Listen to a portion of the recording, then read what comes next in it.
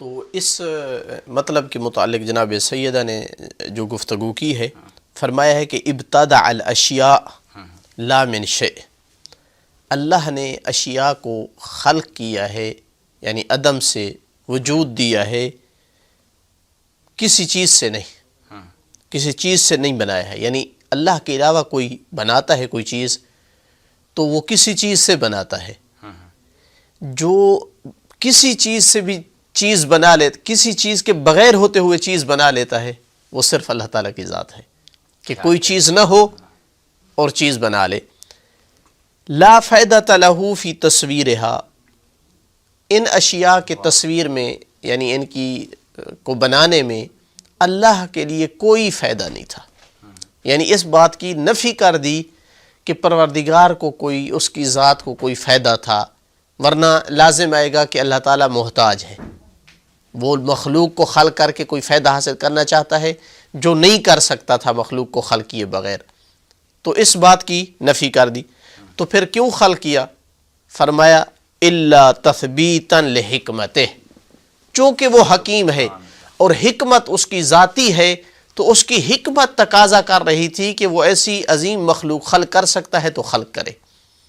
کیا کہنے سبحان، یعنی یوں مثال دوں، بعض دفعہ مثال ایک جہت سے معنی کو قریب کرتی ہے اور دوسری جہت سے دور کرتی ہے۔ ایک بندہ اگر ذات میں سخی ہے تو وہ جب دیتا ہے کسی غریب کو، مسکین کو، تو بغیر کوئی فائدہ سوچے۔ ایک اگر ذاتاً اپنی ذات کے اندر سخی نہیں ہے، وہ بعض دفعہ دیتا ہے ثواب کی نیت کر کے، لوگوں کو دکھانے کی نیت کر کے، کوئی اور مقصد، لیکن جو ذات سے مجبور ہے، یوں کہیں کہ وہ سخی ہے اپنے اندر، تو اس کے بس میں نہیں ہے، اس نے دینا ہے، کوئی دیکھ رہا ہو نہ دیکھ رہا ہو، ثواب ذہن میں آئے نہ آئے، نیچر میں اس کے سخاوت ہے۔ تو جناب سیدہ فرماتی ہیں کہ اللہ کی ذات حکیم تھی، اس کی حکمت کا تقاضا تھا کہ وہ خلق کرے۔ تو یہاں پھر یہ نہ کہا جائے کہ اس نے کیوں خلق کیا، اس کا کیا ہدف تھا اس کے پیچھے، چونکہ اس کی ذات کا تقاضا تھا کہ وہ خلق کرے۔ وَتَنْبِيهًا عَلَىٰ طَاعَتِهِ، اس خلق کرنے کا پھر ایک فائدہ بھی ہوا، اور وہ کیا تھا کہ اس مخلوق کے ذریعے سے اس کی اطاعت پر تنبیہ ہوتی ہے۔ یعنی کتنے لوگ اللہ کی، کتنی مخلوقات اللہ کی خلق کو دیکھ کر اللہ کی اطاعت کرتے ہیں کہ کتنا وہ حکیم ہے، کتنا وہ قادر مطلق ہے، کتنا وہ بڑا عالم ہے جس نے اتنی بڑی مخلوق خلق کی ہے۔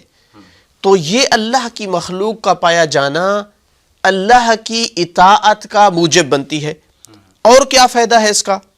وَإِظْهَارًا لِقُدْرَتِهِ، چونکہ قادر تھا تو قدرت کے ظاہر ہونے کا لازمہ تھا کہ وہ مخلوق خلق کرے، تو گویا اس کی ذات کا تقاضا تھا، کوئی اور علیحدہ ہدف نہیں تھا، کوئی اور فائدہ جدا نہیں تھا۔ اس کی ذات ایسی تھی، ایسی کامل ذات تھی قدرت کے حوالے سے، حکمت کے حوالے سے، جس کا تقاضا تھا کہ وہ مخلوق کو خلق کرے۔ وَتَعَبُّدًا لِبَرِيَّتِهِ، اور اپنی مخلوق کو عبادت سکھانے کے لیے، تاکہ وہ عبادت کر کے اللہ تعالیٰ کی عظیم منزلت کو پالیں۔ تو فائدہ کہاں لوٹ رہا ہے؟ فائدہ اگر لوٹ رہا ہے تو وہ اس کی مخلوق کی طرف لوٹ رہا ہے۔ وَإِعْزَازًا لِدَعْوَتِهِ، اور اپنی طرف دعوت دینے والوں کی دعوت کو مضبوط کرنے کے لیے۔ انبیاء جب دعوت دیا کرتے تھے اللہ تعالیٰ کی طرف، اولیاء ائمہ جب دعوت دیا کرتے تھے، تو وہ اللہ کی عظیم مخلوقات کو دلیل اور برہان بنا کر دعوت دیتے تھے۔ جیسے انبیاء نے، کسی نبی نے کہا کہ اللہ وہ ہے جس نے سورج کو، چاند کو خلق کیا ہے، یا ہمیں اور آپ کو خلق کیا ہے۔ مخلوقات کے ذریعے سے اللہ کی طرف لوگوں کو دعوت دیا کرتے تھے۔